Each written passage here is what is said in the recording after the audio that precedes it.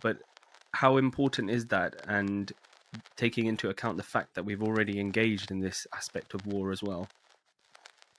Diplomacy is crucial. It is the art of solving interstate problems peacefully.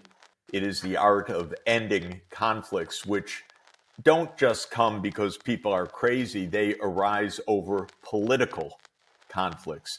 The issue in Ukraine has a number of political conflicts. I put the issue of NATO first and foremost. I would put the issue of Crimea, which is a complicated historical issue, second. I would push the Donbass, Eastern Ukraine, ethnicity issues third. But in any event, there are political issues. To solve politics by war is very unlikely. For instance, General Milley, who is the chairman of the U.S. Joint Chiefs of Staff, said last month, Ukraine is not going to win all its military objectives. Oh, don't say that. That violates the narrative of the politicians. And, of course, this idea of you don't need diplomacy, you just need victory on the battlefield. In a world of nuclear weapons, exactly. Whoa, what kind of thinking is this? I have to say, by the way, I've often said, I think it's right that the two most militaristic countries of the last 2 centuries are the UK and the United States, because these have been the two big hegemonic powers. Well, one thing I want to ask is about the current economy of the world right now. But before that, this concept of sanctioning and boycotting, obviously we've had Western nations say, let's harshly sanction Russia, boycott Russia, and it's weird because 45% of Europe's gas comes from Russia and it's causing all sorts of problems, and the average person on the ground is suffering. So my question is, in terms of economy of the world, is it even possible to block out such big nation states like Russia and just say, okay, we're not going to deal with you? Because we're in a global village now. And so I just want to know that economic perspective. When I was an advisor in Russia in either late 1991 or early 1992, I went over to the energy ministry one night at about 10 at night. And I was shocked because all the lights were on, all the workers were there. And I said, what's going on here? And the minister said to me, but Mr. Sachs, we cover 11 time zones. So in Vladivostok, on the Pacific coast, it's already morning. So of course we have to work throughout the night. Russia's not going to disappear from the map. It's 11 time zones. It's a major global power. It is a major resource exporter. So a lot of what was said at the beginning, that we're going to bring Russia to its knees through these sanctions and so forth, I thought was extraordinarily naive, because I've seen sanctions regimes by the U.S. It's a favorite policy instrument. It's war by a stroke of the pen because it creates a lot of destruction, but it doesn't involve troops on the ground, and it can cause deaths through the collapse of the healthcare system or other things in countries. But the American public doesn't know anything about it, so a president can do it on his own.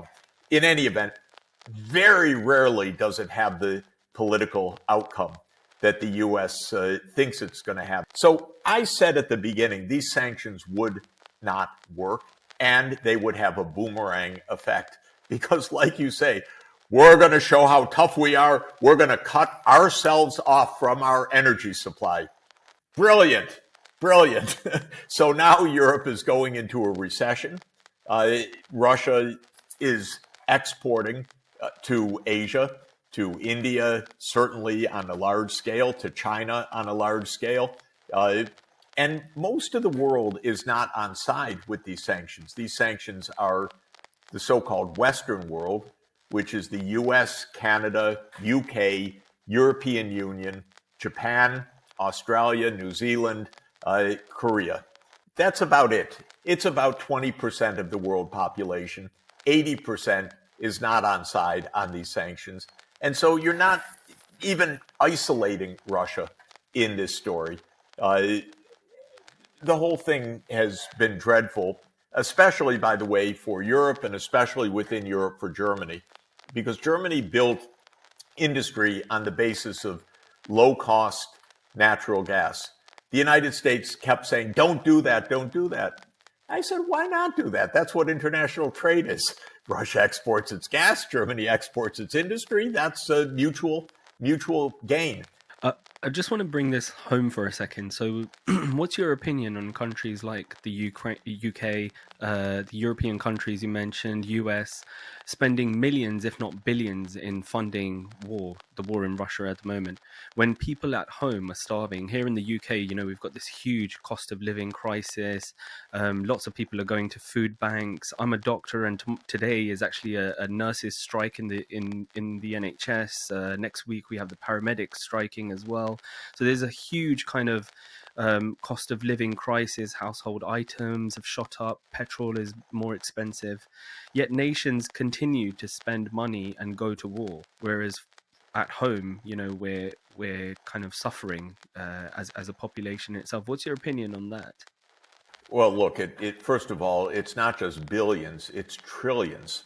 So the world is spending $1.5 to $2 trillion of armaments. By far, the biggest spender is the United States.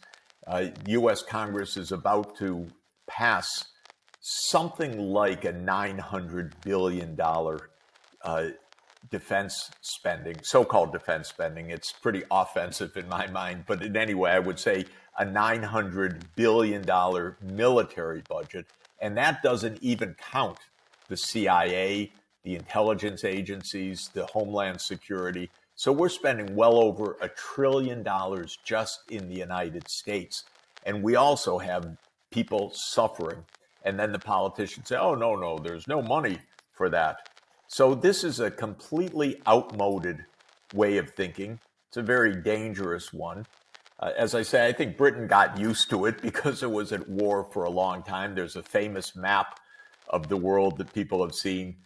I think it's the 23 countries that Britain never invaded, something like that, because the British military has basically invaded almost everywhere over the course of history. We are not in the Crimean War, although they want to make it the Second Crimean War. Maybe I should put it a different way. We shouldn't be in the Second Crimean War, and our politicians should know better, because the First Crimean War didn't solve any fundamental